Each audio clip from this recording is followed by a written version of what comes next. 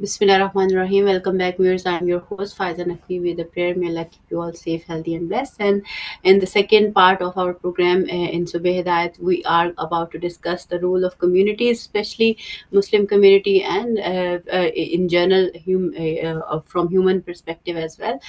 What is our role towards the people of Gaza who are suffering in every moment, every moment we can see like each child is suffering and people are suffering out of hunger, pain, and a kind of threats they have from IDF, and the kind of situation they are in, and what is the role of UK politics and government, especially in this ethnic cleansing and genocide which is going on in Gaza, and how do we see the Qatar attack in Qatar, especially when the people of Hamas were killed over there. So what are the messages behind that attack? So what do we understand from that, and where all the powers of mukawama, or the people who are fighting, they where are they going and what they are about to achieve? So what is the current situation of Gaza and the situation related to it in the region? We will discuss it in further detail. We do have a very prestigious guest with us, Sayyid Mohsin Abbas. He is journalist and have a very deeper viewpoint on the situation. So we will move on to him and would like to welcome him on the show, and would see what is his point of view. Assalamu alaikum, Mohsin Bhai. Thank you so much for joining us today. I'm really honored to have you on the show, and heartiest congratulations on the month of Rabi level, because there was obviously birth anniversary of Imam Jafar Sadiq alayhi salam and Prophet Muhammad sallallahu alaihi wasallam, and other all prestigious moments which have been going on in the month of Rabi level. So really congratulations on that, and would like to get some information like what is your deeper analysis after nearly, it's been like nearly 2 years now since we are seeing this ethnic cleansing and genocide which is going on over there in Gaza. So what do you understand? Did our community has learned any lesson out of that? What is current situation over there, and what are the top most important things we should understand, especially when people who live in West and UK, US, or Europe whatsoever? What are your takeaways from the whole situations? Well, it's really been a monumental, cataclysmic watershed moment, this whole period of the almost 2 years of genocidal violence, barbarity, and savagery, which Israel has inflicted, along with its partners, America, Britain, and the European collective as a whole. They've really, it's interesting because one of the things that strikes me is there are, of course, positives and negatives. In all war, in all conflict, you win and you lose. That's part of the situation. But it's a question of what the final result is. The final result, in the end, in reality, is in the hands of Allah subhanahu wa ta'ala. All outcomes ultimately are in His divine control. But it's the job of the people who are fighting to first of all make sure that they're on the side of haqq, on the side of truth, on the side of justice, on the side of integrity, honesty, human civilization. And I think that what we've clearly now established is that the Gazans have managed to shine a light on the entire world, not just the Muslim world, but the whole world. And it's far easier for people to be discerning, to understand who is good, who is bad, who are the players around the world who are evil, and who are on the side of humanity and divine truth. So this is one thing that we can thank the people of Gaza. Their sacrifice, their death, their suffering has already, I think, borne fruit amongst non-Muslim and Muslim world. And it's drawn together the axis of truth, I call it now, really, because you've got people from all sorts of countries, all sorts of background, all sorts of class, all sorts of religions, all sorts of different ethnicities. And they really are dividing into ideally sort of primarily two camps. You know, one is either with Gaza, with humanitarian truth, or it's with Israel and the Western imperialism and the existential evil that they represent. In between, where the majority were before, i.e., the people who didn't really know what was going on, were unclear about the global realities of the hegemonic powers and the imperialists, were comfortable within their 9 to 5s and really regarded Gaza or oppression and tyranny and the violence against people around the world, the forever wars that have been going on, of course, now literally forever. But of course, in this iteration, since the invasion of Iran by Saddam Hussein, it's been non-stop in West Asia. There's been, I call that the first Gulf War, then the second Gulf War when they went for it, Saddam, and so on and so on. So that's where I think it really began, and it's not stopped. And so now it's clear to people, if it wasn't before, who I think are on the side of justice and who aren't. There are still forces within the Muslim world who are either rather stupid or are on payrolls who try to push the idea, for instance, that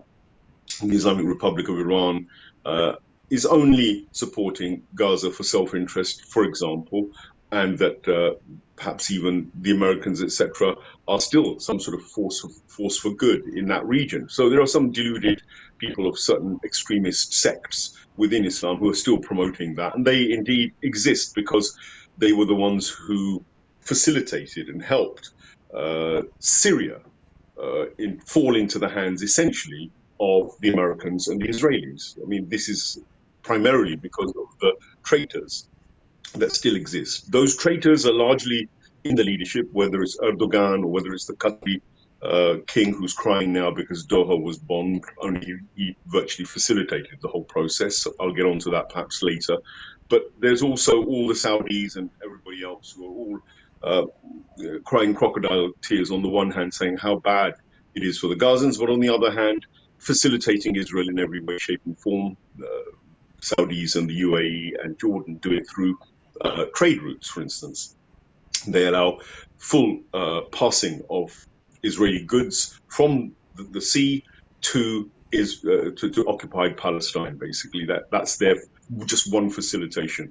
They also provide airspace, as we've seen, for free access to their airspace to Israeli jets to go and bomb anybody they like. Doha in the most recent case, Iran too. They also facilitate behind the scenes financially Israel, but that goes below the radar. They do it through indirect companies. But we know Saudi Arabia, one of its major companies, is partnering, for instance, with Jared Kushner in the development of settlements and other military and other projects in Israel. These things are on record, 100%.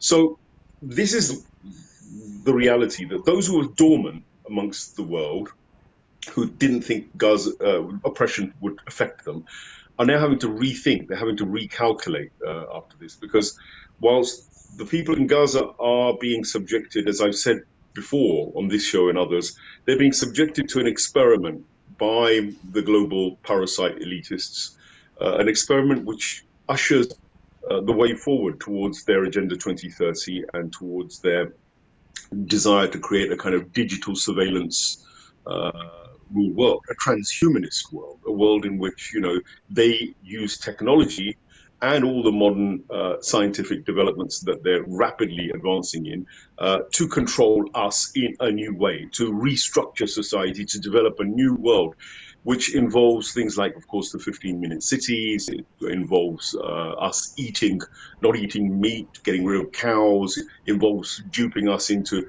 believing that we are responsible for the carbon problem in this world solely, and it's nothing to do with the corporates who are mowing down trees all across the Amazon jungle. There are a lot of lies which are going on, which people still haven't woken up to. So I would say Gaza is an experiment for this project, this greater reset, the parasite's new vision for the 21st and 22nd century, perhaps. And in that, I'll evidence it because you've seen the use of AI against the Palestinians. You've seen the use of all the modern warfare, arms which they've used to sort of track down and kill, the lavender system, for instance, the daddy come home systems, which individually targeted people. So they have this technological testing, which then they use to go and sell their weapons to others and also to spread fear among the world that what is happening in Gaza is something they can also do to any city, any people, anywhere in the world if they don't comply to the direction of this Agenda 2030. That's part of my take, the overall big picture. So Gaza, in a sense, there in itself affects all of us because what they're implementing in Gaza, this kind of death camp, this displacement, this ethnic cleansing, this barbaric savage killing, this heartlessness, this changing of the rules from any kind of international Geneva Convention or prophetic Islamic values or any Abrahamic values is not an accident. They're deliberately changing the game. They're going back to the old school open imperialism. They're justifying that it's fine for them to be imperialists and to have bigoted, racist, white supremacist or European supremacist or Jewish supremacist or Christian supremacist views. That's what they're pushing, and it's kind of a throwback to the 20th century and even before that. Really, only it's being done with modern technology and modern bombs and modern surveillance systems.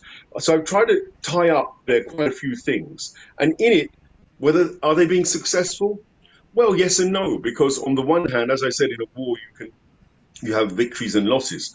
In this year and a half, it's been cataclysmic in the sense that the axis of resistance has lost Syria. So one of the major uh, parts of the axis of resistance, the center of it in a way, because it had the ability to connect Lebanon and the resistance forces there and the resistance forces in Palestine with Iran, with Iraq, and with the other resistance forces around the world. That no longer exists. So it's meant that the axis of resistance has got to regroup, it's got to reevaluate, it's had to recalibrate its its various operations, whether that's funding and supplies to the rest of the axis of resistance, or whether it's self defense mechanisms at home that need to be upgraded and improved, or whether it's the resistance in Palestine itself and maintaining the armed resistance, which is the right of the Palestinians, of course. And how to do that has obviously become a logistical issue,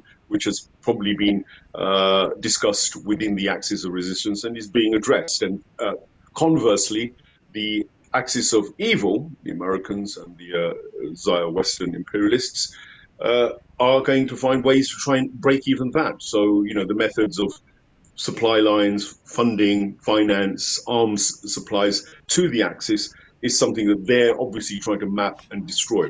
And underlying it all, of course, is the main goal. And I'll conclude on this before I let you open it up a bit more. But underlying all this is Islamic Republic of Iran, because the main target for the axis of evil is to destroy Iran. Because if you get rid of Iran, it means the whole of the anti-oppression movement in West Asia collapses. Basically, there would be no resistance. Not even the Palestinians would be able to certainly create any kind of armed resistance. And that's the target of Israel and America at the moment. And whilst they, on the one hand, talk about negotiations and then kill people. They did it with General Shamkhani, I think, in Iran. He survived. Luckily, he was heading the negotiations with America when Israel launched its heinous 12-day assault on Iran. And so, with the negotiating team, when Ismail Haniya was in Iran, was still working, and Ismail Haniya was directing those negotiations with Israel, and they killed him in an assassination in Tehran. They also then, of course, have followed it up here in Doha by killing those who were again developing peace negotiations. So they again tried to target them there, and not long before that, they obviously attacked the Yemeni leadership. Prime Minister was martyred, and many others as well. So you can see Israel is now uh, is probably actively bombing between 7 and 10 countries at any one time in that region. It has done for sure, and there's an impunity which the Zaya Western powers have given it. It continues to commit genocide in Gaza, and even the UN has now issued a report. Finally, it's taken them 2 years because the UN itself is complicit with this genocide, as far as I'm concerned. But it's taken them 2 years just to arrive at the fact that what we've seen on videos and on all sorts of other evidence, they've managed to take 2 years to say yes, there is a genocide going on. This is the hypocrisy of the Zio Western institutions and the establishments who've all been criminal, who've all done their best to impose this genocide on Gaza, who are all doing their best also to impose tyranny on the Islamic Republic of Iran and anybody who opposes secular uh, Western uh, imperialism, basically.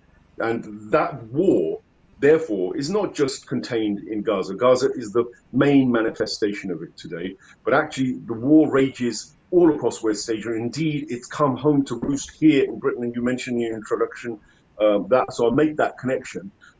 We've been saying for decades now that the far right was being developed by the deep state, by the British and the Western deep state, to start agitating here in Britain. Brexit was part of that process. The Reform Party's development has been part of that. Starmer's treachery in terms of the way he's handled Labour and turned it into basically a rightist party is part of that. So what we're seeing, as predicted, was an engineering of a situation here in Europe and Britain, of course, of division, of conflict, of anxiety, fear, tension, and economic, of course, potential collapse. And this, of course, is also designed to put people here who are waking up to the realities under pressure. So they themselves are now in a confusion mode, looking for where the answers are. Some think that Farage will give it to them. Farage is basically a deep state puppet, as is the Labour Party, and as is the Tory Party. The whole of the British and Western political system is run by oligarchs, essentially. It's not a democracy. And the evidence is there for everybody to see. Even your party that's coming through has got huge issues and huge problems with the same old people who helped Jeremy Corbyn um, get dumped from power in Labour into being infiltrated with the same old people. So what do people do? We'll come on to that perhaps as to what the responsibility of people is. But I wouldn't look to political institutions in the West or political institutions in the Arab world for answers or for leadership or for any hope. The hope really comes from the people. It comes from the awakening which Gaza has created, and from the awakening which the axis of resistance has been encouraging and is still encouraging and triggering. All of this is rooted in Imam Khomeini's revolution in 1979. That awakening has been very much happening ever since then, and we see the results of that. The struggle around the world is really all based on that awakening. True.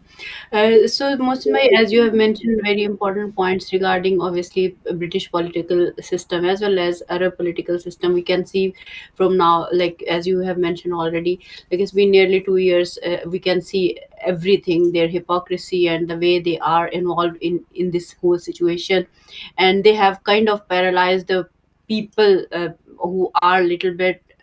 Have kind of fair mind, or who look for justice or truth or whatsoever. So they are like pushing them into a situation where they can't even take steps or against them or whatsoever. But first thing I would like to know is, if we would like to list down like what is British government doing at the moment in terms of complicity with genocide, even though we know in many ways, but still just for the people who does not understand that, and who wish to understand, like, okay, these are the things they are doing and they are still involved in this ethnic cleansing. And and the other factor is how this we can say excess of resistances dealing with this chaotic situation, because we can see, as you have mentioned already, and we do know from the facts that they are now obviously Western power, we say, or Israel we say, or whichever we name it, they want to finish them from the region, they want to finish excess of resistance from the whole region. So what do you think that what kind of planning they might have from the perspective of excess of resistance, obviously, when they are like apparently look weaker? Or do you think that no, they are not weaker, obviously they are still fighting in many ways, and that's why they have to come out of Gaza and kill their leader in Qatar, for instance, or in XYZ places, as they have done in last year? They killed key leaders of axis of resistance in the region. So how do you see these two most important things, how axis of resistance is dealing with this situation, and what do you think they might be coming up to or doing against them or whatsoever?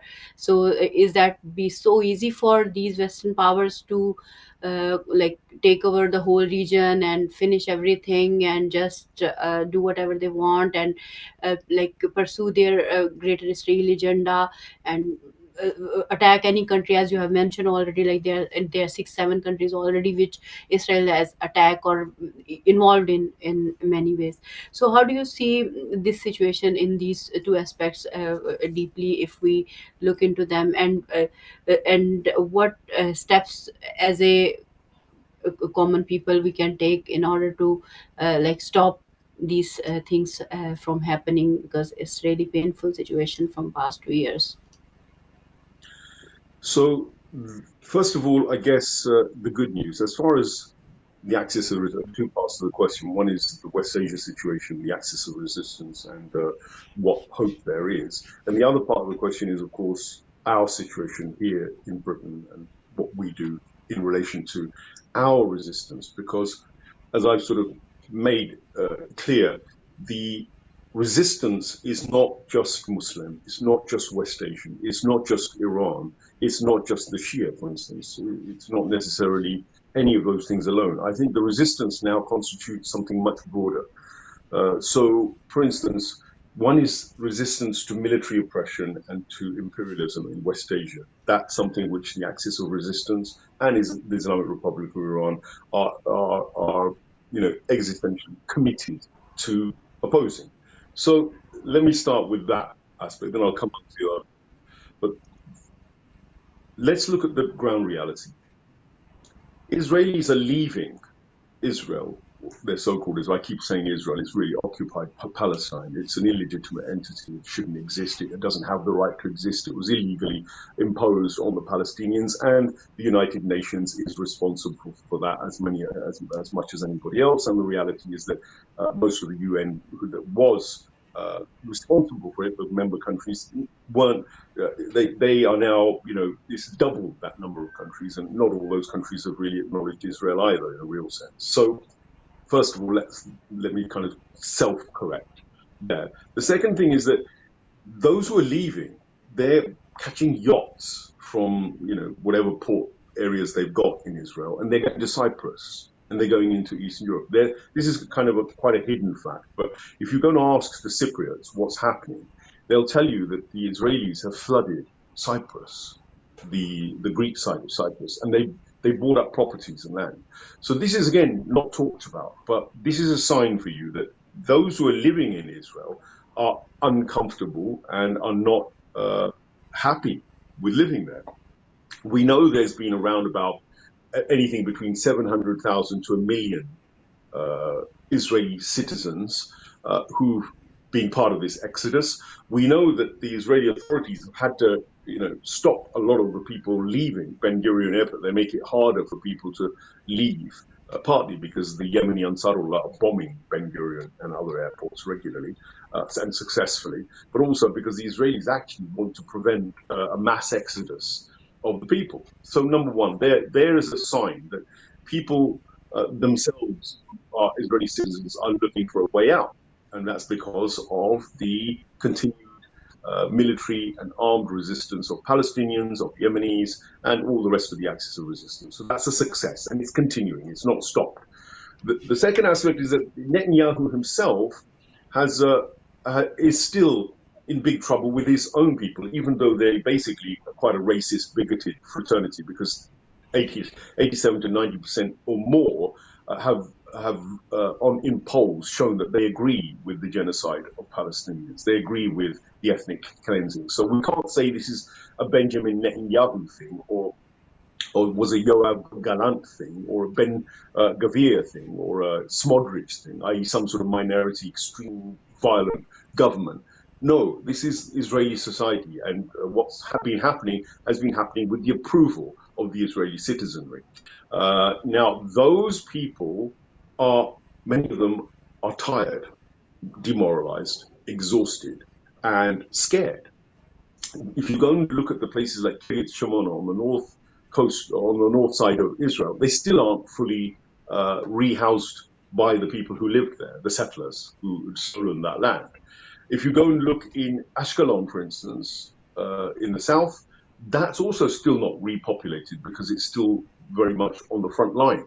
That displacement of, illegal Israelis in Palestine amounts to maybe at least six or 700,000 or more Israelis that are displaced. I think there's over 300 to 400,000 who are unemployed now, basically can't go to work. The Israeli army itself is demoralized to the point where it's now openly admitted by the senior officers and the establishment and Israeli Hebrew media that the soldiers are suffering from psychological problems, trauma, PTSD or whatever they call these things. There's a post genocide trauma, is what I call it, for these soldiers who've been committing these heinous acts on the front line of killing, sniping babies deliberately in the head and bombing them, and putting on the clothes of women and dancing on videos. There's a sort of psychological trauma which is clearly there that is going to come home. And that is, their suicide rates within the Israeli army are becoming more and more obvious. And the figures that they were hiding, because of course the Muqawama has killed far more people, more Israeli soldiers, more IDF, or rather Israeli genocide forces, than they let on. They've been hiding the figures. They're not telling the truth even now. But anything up to 10,000 Israeli soldiers, according to our estimations, have been killed. Of course, you see the figures you get from the Israelis. You can't believe them; they lie, and we knew they lied. And we even some of the official agencies that the Western press uses to verify figures of death in this conflict, they've been lying too, because now it's beginning to come out that over 600,000 Palestinians are dead, although we were constantly fed with this nonsense about 40 or 50 or 60,000. It was gradually going up, and 60,000 was what some of the standard agencies said. But in reality, you had, over 500,000, I think, have been killed, whether it's directly by missiles or buried alive or killed by disease or genocided by one means or another. And starvation, of course, is the latest thing. 3,000 people have been killed just trying to go and get food in this latest round of barbarity and savagery that we've been seeing during the starvation of Gaza.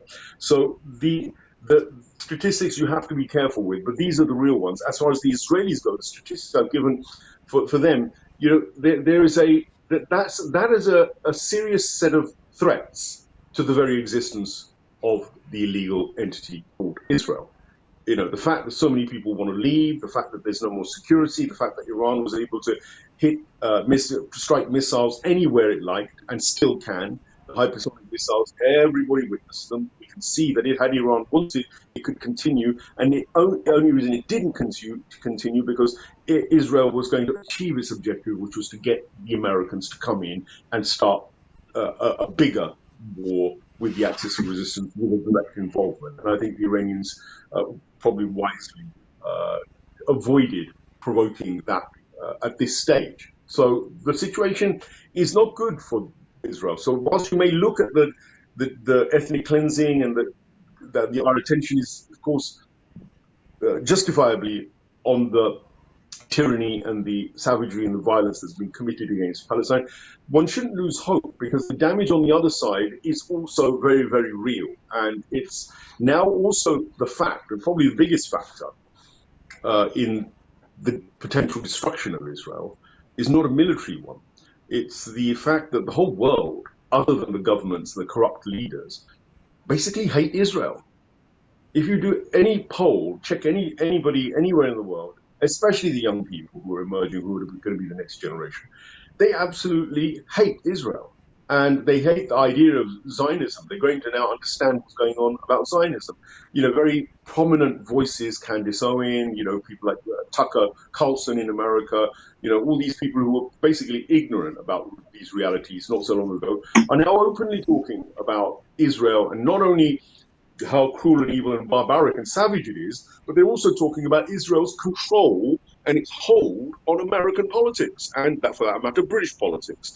People like my friend and colleague, Professor David Miller, have done some fantastic work. Loki's done some fantastic work in getting you the statistics. I'd recommend watching any of their videos. Follow them on Twitter, and you'll get the statistics and the facts about how Zionism and how Israel basically runs these countries, runs our nations.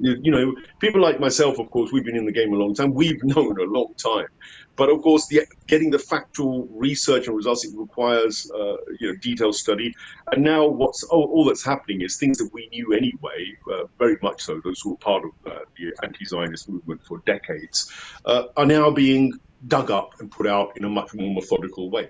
So this is, again, going back to, first of all, Israel. There's just some of the reasons. Now, of course, also you've seen that Israel's Greater Israel project, which was never known. Nobody really talked about the Aboriginal tribe. We all knew it. The activists knew that it existed and that their intentions were to expand. We also knew about Jewish supremacism and about the way that the Talmud is used to indoctrinate and to radicalize and to make violent people who think they're Jews were actually being taught a kind of Judaism, which is the equivalent of the kind of religion ISIS gets taught and labeled as Islam. We know that what they get taught is very far from Islam, but they get packaged in madrasas and they were taught it. And this was all, again, Western conspired and funded factors, as well as the Arab governments. So you can see that the public opinion is very important, that Israel now has no credibility, to the point where the Western government's leaders themselves, first of all, are getting embarrassed because their own people are asking them questions like, oh, you talk about human rights and democracy and freedom and women's oppression and all that kind of stuff. We get all that garbage thrown at us all the time. And they did it to Russia over Ukraine, for instance, and they did it to Iran over umpteenth number of color revolutions. But people are asking the question, well, why is it that we're supporting a demonic, savage entity we call Israel? And why is it that we're fully funding, backing, financing them, and then at the same time trying to say that we're Democrats and we're after peace and we're all for freedom and of speech and all this kind of basic two-faced hypocrisy? It doesn't wash, and people are not stupid, so they then pick up that these are liars very openly, and they can see that these are savage killers of children. Nobody wants to be attached to that label, do they? Who's going to say that? Yeah, I'm happy. Only the most psychotic, nasty, deranged thug or villain or savage would say it's okay that over 40, 50,000 children have been killed in Gaza, deliberately targeted. Nobody's going to own up to that. And you can see that the Western press and the Western politicians are having to now slowly also withdraw that blanket 100% backing for Israel. They're all having to start hedge their bets. In Holland, an entire party pulled out of power, I think, because of it. So there are palpable signs that the politicians can't ignore the grassroots public opinion about Israel. And now we're talking about boycotting their football teams. Spain, etc., has taken a lot of strong actions, in terms of trade embargoes and things like that.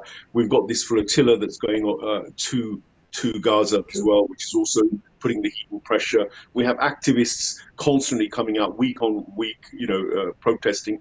We could, obviously, the organizations personally, I think, could do far more. We could have created far more organized efforts to undermine the Zionist British and Western government and expose them. But is what it is, and they've largely stuck to calling hundreds of thousands of people out on the streets, which in itself does have that effect of pressure to some extent.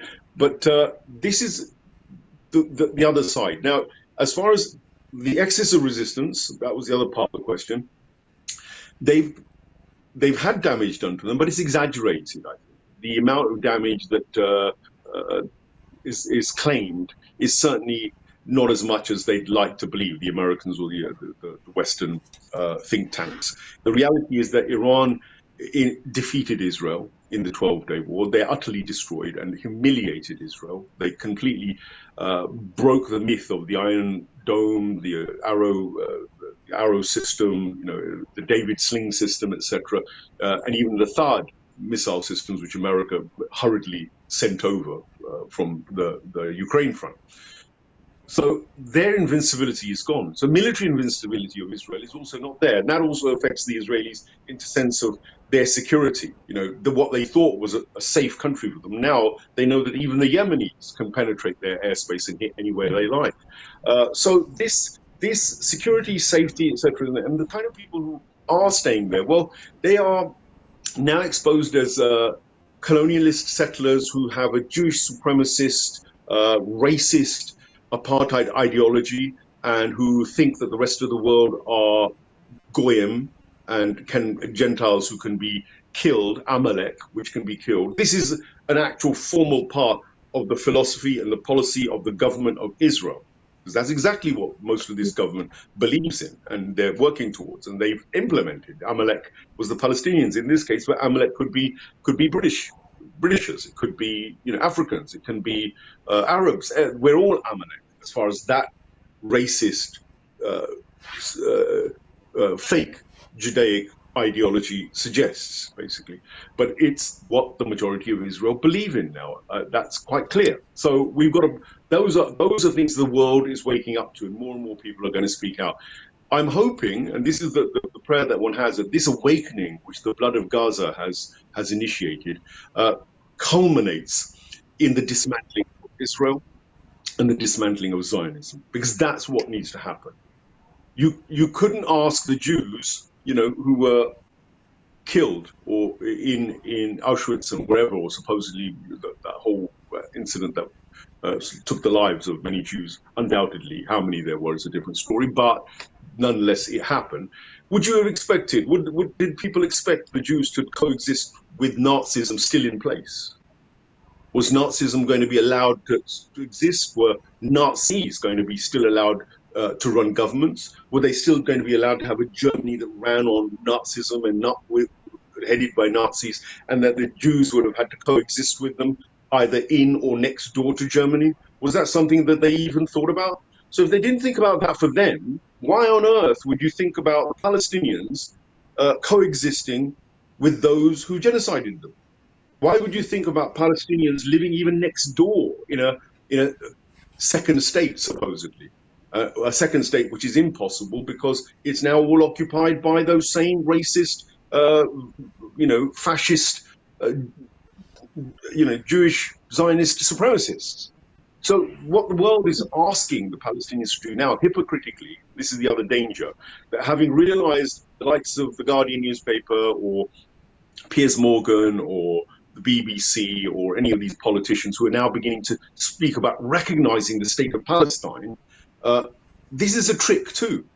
Because first of all, they said they would recognize the state of Palestine years ago, and it took years and the Oslo Accords, and it all died off, and it was all a lie, and it's all been exposed. Well, the same will happen again now. What's the guarantee that that won't change? And the other thing is to say is that justice? Or is justice the referendum which Ayatollah Khamenei has proposed, the one state solution which he's proposed, the return of all Palestinians to their homeland, the return of all property that belonged to Palestinians and their families to be returned to them, the expulsion of those Israelis who don't have a natural heritage or rootage in that promised land? Those Israelis, those Jews who stayed there before would have rights. They have land. Their rights should be upheld, whatever their properties were. But the ones who've been imported, the Ashkenazi, Polish variety or the American varieties, what's their right? What right do they have to the properties that they took, the land they took? None. I don't see any. So that is the justice. That is the point of real justice. Anybody who talks about a solution to Palestine which doesn't include these latter points, is a liar, is a hypocrite. And not only that, I'd say they were a Zionist. Because if you still believe, like Jeremy Corbyn does, that Israel has a right to exist, then you're a Zionist. That's what the Mm. definition of a Zionist is, that they believe ideologically that Israel must exist. And of course, they believe Zionism must exist because they're Zionists. So if Mm. you or any Englishman or any Muslim thinks that Israel has a right to exist, it means you're a Zionist. You are a Zionist. You're certainly not an anti Zionist. You might say you're a pro Palestinian still, but believing that Israel's existence is legitimate is Zionism. We shouldn't Mm. be unclear about that. Now, there's nothing anti-Semitic about that. I'm not talking about Jews. I recognize that Jews who live there authentically have the right to stay there, and there should be no persecution of Jews, and there should be no attack on them. And the anti-Semitism shouldn't be against the Arabs who are Semites, and it shouldn't be against the Jews who are Semites.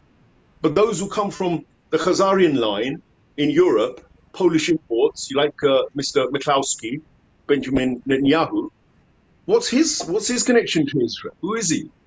You're a Polish Ashkenazi Khazarian. You're not even a real Jew. And yet you're there leading a country trying to tell other people that they must be ethnically cleansed and resituated and thrown out. It's untenable. Justice says no. You can't have your house occupied at gunpoint by another people who you invited in first as on a humanitarian basis because they were homeless, and then have them take over 3 out of 4 rooms in your house, hold a gun to your head, kill your children, wipe out any chance of you trying to reclaim that house, and then get the local British government or wherever the local authorities are to also come and make sure they've got laws to make sure you don't say anything to them. Is that justice? That's what's happened to the Palestinians. In the international community, UN, etc. These people are the ones who. So I'd say, just concluding that bit, the axis of resistance, all of this weakening of Israel is because of the axis of resistance. And the axis of resistance is still not dead. Hezbollah has its arms, its military, it won't demilitarize. Yemen is getting growing more and more powerful with its weaponry day by day. The Americans were thrown out of the Bab al Mandeb. They dared not even attack Yemen. The most they do is these cowardly air attacks because the Axis doesn't have that kind of air power. Mm. That's what they rely on. So that's not a success. They got defeated in Yemen and in Bab al Mandeb. In Iran, they had a 12-day war. They got defeated there. They're trying to spin it in another way. And in Lebanon, in Hezbollah, Just to Hezbollah let stood you its know, Muslim, you just have 2 minutes to conclude. So if you want to add anything, just in 2 minutes, so you can add to that Yeah, extent. time goes such a massive subject, isn't it?